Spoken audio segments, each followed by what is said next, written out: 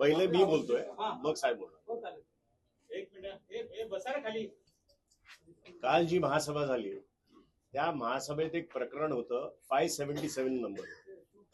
ते प्रकरण असं होतं की अमेझॉन या महानगरपालिकेला 50 शेल्टर्स बनवून देणार. जेव्हा अजेंडा आला तेव्हा ते काय शेल्टर्स बनवून देणार, का बनवून देणार, त्यांच्या CSR ऍक्टिव्हिटी मधून बनवून देणार एवढंच त्याच्यात नमूद केलं.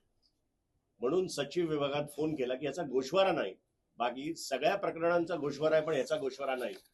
तर सचिवाकडनं निरोप आला की ते मनीष जोशी साहेबांना फोन करा, त्यांच्याकडे गोषवारा.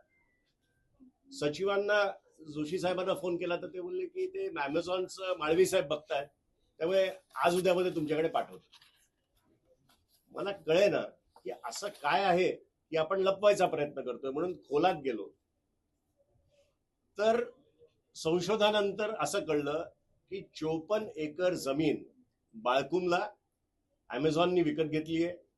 1830 कोटी रुपयाची ही जमीन होती. 130 कोटी रुपये फक्त त्यांनी स्टॅम्प ड्युटी भरलेली आणि 31 ऑक्टोबर 2022 ती रजिस्टर केली.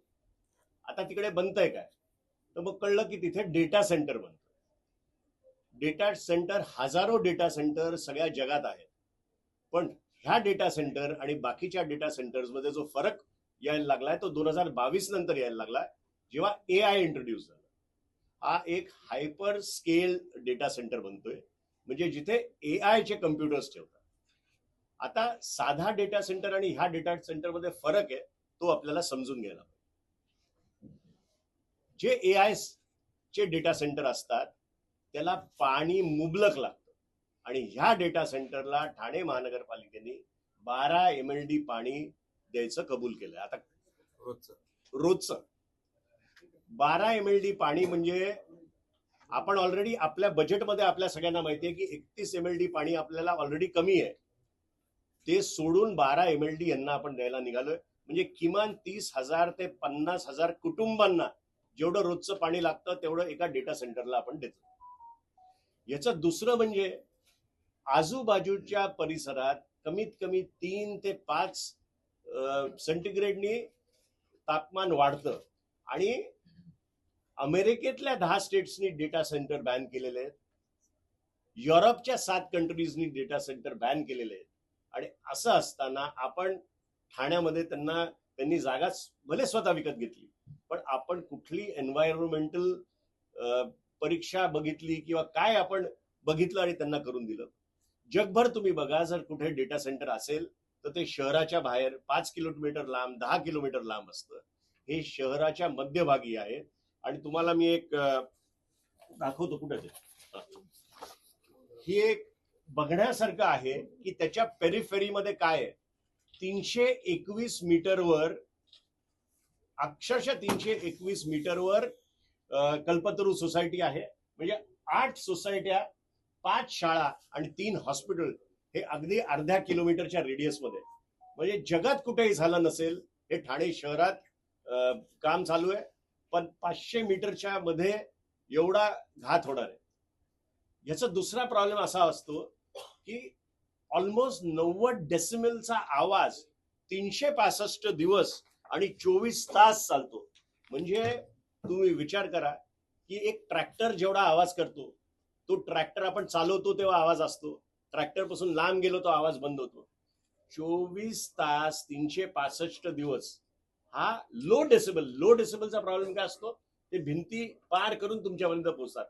म्हणजे ही लोक कशी राहणार आहेत.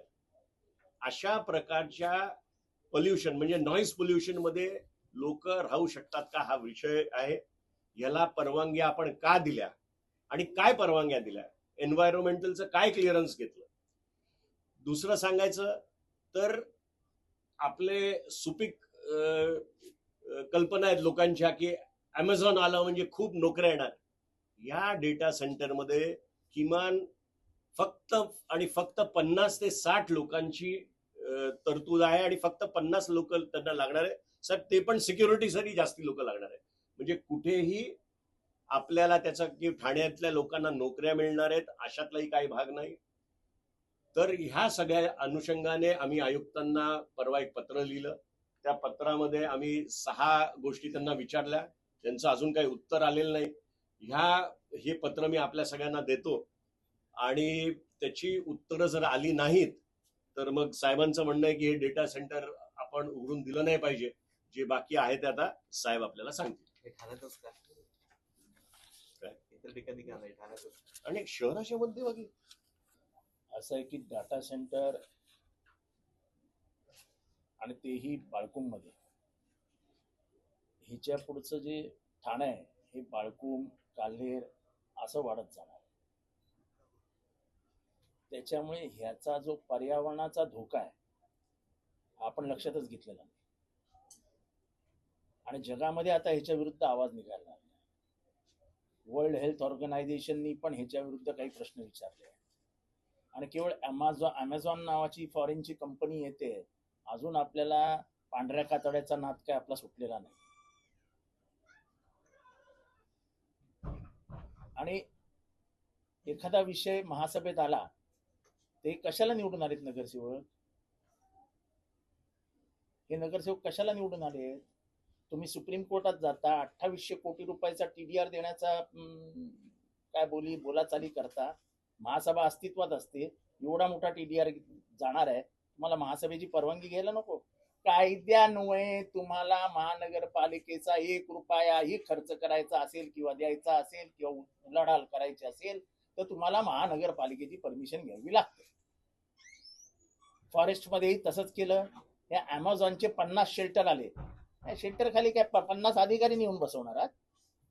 लोकांचे जीव महत्वाचे आहेत की तुमचे चोचले महत्वाचे आहेत? आणि हे कुठलं उत्तर आलं की माळवी बघणार आहे? माळवीचा काय संबंध? मनीष जोशी जबाबदार आहे, सचिव तो आहे. सचिवाने अशी उत्तर, तुम्ही महासभेला पहिल्यांदा माहिती का नाही दिलीत? उद्या विधानसभेमध्ये एखादा विषय आणला आणि एखाद्या मंत्र्यांनी सांगायचं की मी नाही बोलणार, मुख्यमंत्री येऊन बोलणार आहेत, मुख्यमंत्री 4 दिवसांनी बोलणार आहेत, आम्ही विषयाला हातच नाही घालणार. म्हणजे महासभेतल्या नगरसेवकांना फक्त येडं करण्याचं काम सध्या चालू आहे. दोन्ही महासभेमध्ये आम्ही असे विषय दाखवून देऊ ज्याच्यामध्ये शालम झोल आहे. त्या झोल लपवण्यासाठी म्हणून यांना बिचाऱ्यांना सगळ्या नगरसेवकांना अंधारात ठेवण्यात येतं. नगरसेवकही इतके डीप जात नाहीत की ह्या विषयाचं गोष्ट. 50 शेल्टर कशाला देणार आहेत अमेझॉन? काय कारण काय? एकदम त्यांना कुठलं प्रेम आलं ठाणेकरांबद्दल? आज ठाण्यात तसंच पाणी कमी आहे. मानता की नाही ठाण्यात पाणी कमी आहे?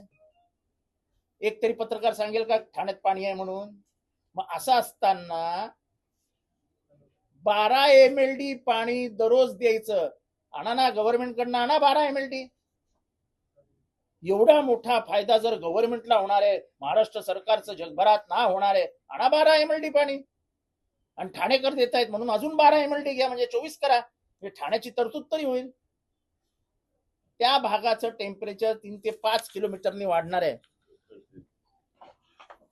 आता हे बघा, यांनी शॉर्ट मध्ये सांगितलं, हा मॅप आहे ना, हा तुम्ही तुमच्याकडे घ्या.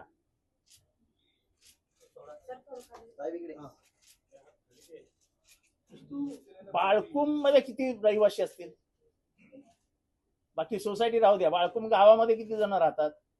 म्हणजे गावाच्या गावं उद्ध्वस्त करायचे आहेत का तुम्हाला? द्या ना कुठेतरी बाहेर ठिकाणी द्या. जाऊ द्या शहापूरच्या पलीकडे, कसाऱ्याच्या अलीकडे, जिथे मैल कोण राहत नाही तिथे जाऊ द्या ना. तुम्हाला शहरात कशाला हवंय? आणि हे काय अमेझॉन आमचं पर्सनल काय दुश्मन नाही. म्हणजे युरोकिड्स 497 मीटरवर, अष्टविनायक हॉस्पिटल 417 मीटरवर, माऊली चाइल्ड केअर हॉस्पिटल 401 मीटरवर, क्राऊन लोढा 607 मीटरवर. म्हणजे सगळे 1 किलोमीटरच्या आत आहेत. रुस्तमजी 700 मीटरवर, म्हणजे 1 किलोमीटर पण लांब नाहीत. आता रुस्तमजी मध्ये किती लोक राहायला आलेत अरबान्यामध्ये? म्हणजे त्यांनी काय दिवसभर आवाज सहन करत बसले. आणि it is a environmental hazard. पर्यावरणाच्या दृष्टीने अतिशय धोकादायक आहे. एक तर ठाण्याचं टेम्परेचर यांच्या झाडी कापणीमुळे किती वाढलंय. पाहिजे तशी झाडं कापतात. आतापर्यंत 8,000 झाडं कापली गेली आहेत. 10,000च्या वरती. त्याचं उत्तर आणि परत आपल्याकडे याचं असतंच, आम्ही परत लावणार आहोत. अहो कुठे लावणार आहोत आणि कशी उगवणार आहेत त्याचं काय उत्तर नाही. कुठे लावलीत ते काय कळायला मार्ग नाही, कुठे उगवलीत ते काय कळायला मार्ग नाही. लावणार आहोत. हे कुठल्या राजकीय दबावाखाली काम करतात हेच मला कळत नाही यार. म्हणजे 2800 कोटी रुपयाचा TDR हा तर लूट आहे, लूट. तुम्हाला महासभेची परवानगी लागते हे तुम्हाला माहित नाही. सर्वोच्च न्यायालयाच्या न्यायमूर्तींना कदाचित माहित असेल, पण इथल्या महापालिकेच्या आयुक्तांना माहित नाही की मला महासभेत जाऊन निदान कमीत कमी माहिती तरी द्यायला पाहिजे की आपण असं असं करतो आहोत.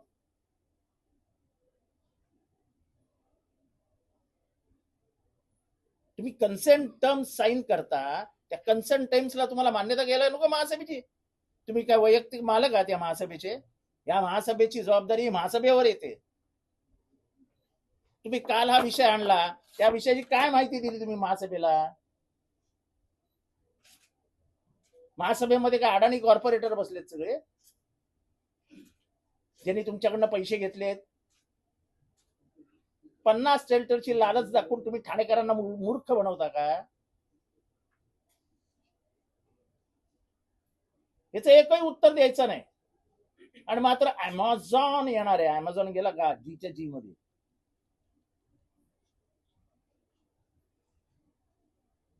बाळकुमच्या लोकांचं काय भलं करणार आहे. त्यांच्या प्रकृतीवर ह्याच्यावर यामुळे होणाऱ्या परिणामची जबाबदारी कोण घेणार आहे. एक काम करा ना, अमेझॉनच्या बाजूला आयुक्तांचा उपायुक्तांचा सगळ्यांचे बंगले बांधून घ्या तिथे आणि तिथे राहायला सांगा त्यांना. महापौर निवासी तिथेच बांधा आणि सांगा राहा तिथे तुम्ही त्या आवाजामध्ये.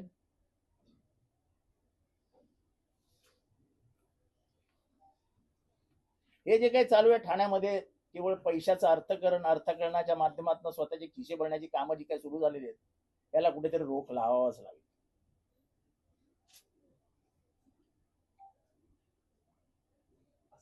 स्थानिक जे आहेत नगरसेवक असतील, लोकप्रतिनिधी असतील, आमदार खासदार असतील, ते यावर काही प्रश्नचिन्ह उपस्थित कसं आहे, सगळ्यांनाच सगळे प्रश्न कळतात असे नाही. आम्ही संशोधन केलं, आम्ही रिसर्च केला म्हणून आम्हाला कळलं. थोडं वाचन जास्ती आहे डेटा सेंटर्स बद्दल, त्यामुळे आम्हाला कळलं. कदाचित त्यांना माहित नसेल. असं आम्हाला म्हणायचं नाही की त्यांना कुणी लक्ष देतं कुणी लक्ष देत नाही. 2800च्या TDR कडे आम्ही आतमध्ये आम्हीच म्हणतोय का. विरोधी पक्षाचे मंत्री म्हणतायत की याच्यात घोटाळा झालाय. म्हणजे विरोधी पक्ष नाही, सत्ताधारी पक्षाचे मंत्री म्हणतायत याच्यात घोटाळा झालाय. मी म्हणतोय का. मी म्हणतोच आहे. अख्खं ठाणं म्हणताय याच्यात घोटाळा झालाय. असं प्रत्येक प्रश्न प्रत्येकाला समजत. आम्हीच टाकले लक्षवेधी. आमचा विरोध आहे ना म्हणून तर पत्रकार परिषद घेतली. सत्तेच्या जोरावरती मंजूर केल्यानंतर नाही आता त्याला काय करणार तुम्ही. हो हो हो हो हो चालं वंदे मातरम चालं संपली महासभा. विरोध तर करूच. तुम्हाला आमचा स्वभाव माहिती आहे. तो का अमेरिका ते ट्रम्पच्या बापाची जरी कंपनी असली तरी विरोध तर करूच. ट्रम्प असेल कोणाचाही मित्र, आमचा मित्र नाही तो. सदस्यांना गोषवारे जेव्हा दिले जातात तेव्हा त्या गोषवारीमध्ये मीटिंग होते. प्रत्येक महासभेपूर्वी गटनेत्यांची मीटिंग होते. त्या गटनेत्याच्या मीटिंग मध्ये आपल्या प्रश्न विचारला, प्रश्न डावलला गेला. गोषवाऱ्याची जेव्हा फाईल दिली जाते तुम्हाला सदस्यांना, तेव्हा हा 577चा गोषवार त्याच्यामध्ये त्या दिवशी ज्यावेळेस हे सगळे गोषवारे वाटण्यात आले तेव्हा एकही हा 577चा गोषवारा नव्हता. कारण मीही त्यांनी- विचारलं तर मला सांगितलं नाही एक लक्षात घ्या. तुम्ही आणि तो दिला 7 तास आधी. तुम्ही पत्रकारांनी हे लक्षात घ्या. गोषवारा लपवणं म्हणजे महासभा आणि ठाणेकरांना फसवणं आहे. आणि याच्यासाठी सचिवावरती कारवाई व्हायला हवी. तुम्ही ठाणेकरांना मूर्खात काढता का. गोषवारा अख्ख्या ठाण्यात जातो, पेपरमध्ये पब्लिश होतो. आनंद कांबळे आपण जुने पत्रकार आहात, होतो की नाही. म्हणजे ठाणेकरांपासून माहिती लपवणं हे म्हणजे ठाणेकरांना ठाणेकरांची फसवणूक करण्यासारखं आहे. मग याच्यासाठी जैसा गोषवाऱ्यावर कोणाची सही असते? कोणाची सही असते? सचिव. मग सचिवावरती का कारवाई करू नये?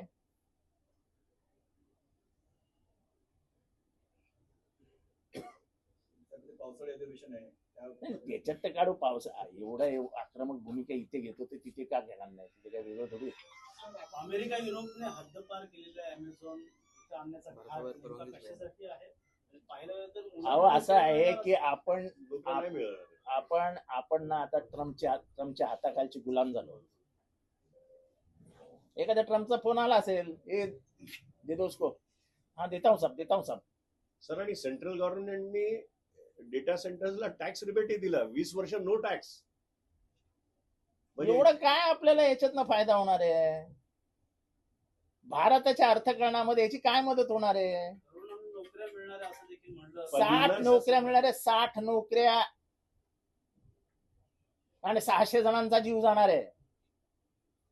याचे होणारे दुष्परिणाम म्हणजे कानाचे पडदे फाटणार आहेत, मेंदूवरती परिणाम होणार आहे. सर्वात महत्वाचं म्हणजे याचा प्रचंड परिणाम मेंदूवरती होतो.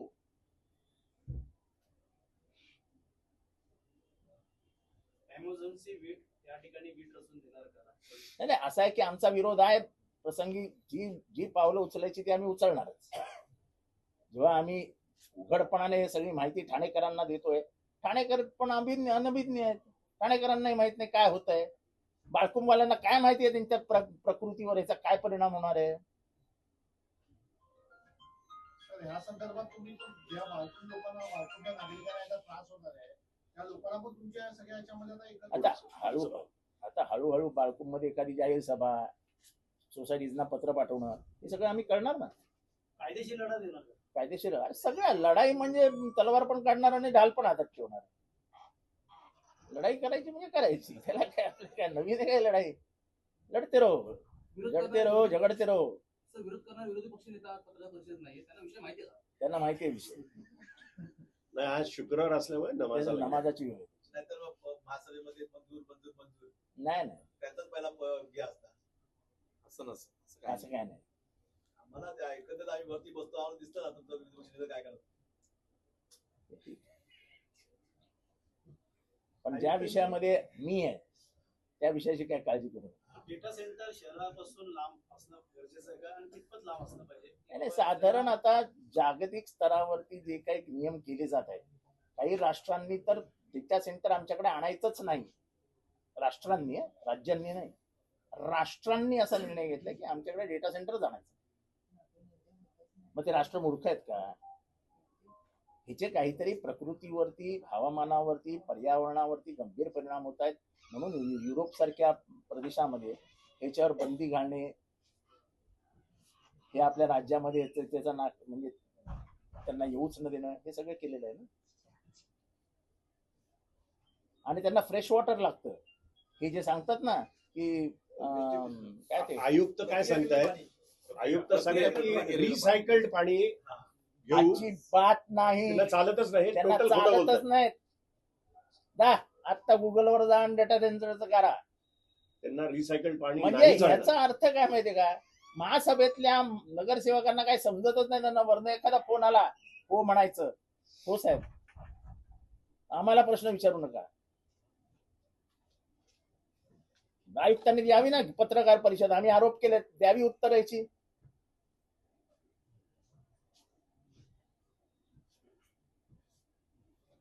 त्यामुळे हा प्रकल्प हा ठाणेकरांना घातक प्रकल्प आहे. ठाण्याच्या ठाण्याचं तापमान किती वाढलो? म्हणजे ठाण्याचा तापमान वाढण्याची जबाबदारी कोणावर आहे? 10,000, 15,000 हजार झाडं कापली गेली, आपल्याला काहीच वाटत नाही. मी पत्रकार म्हणून तुम्हाला विचारतो, काही तुमची नैतिक जबाबदारी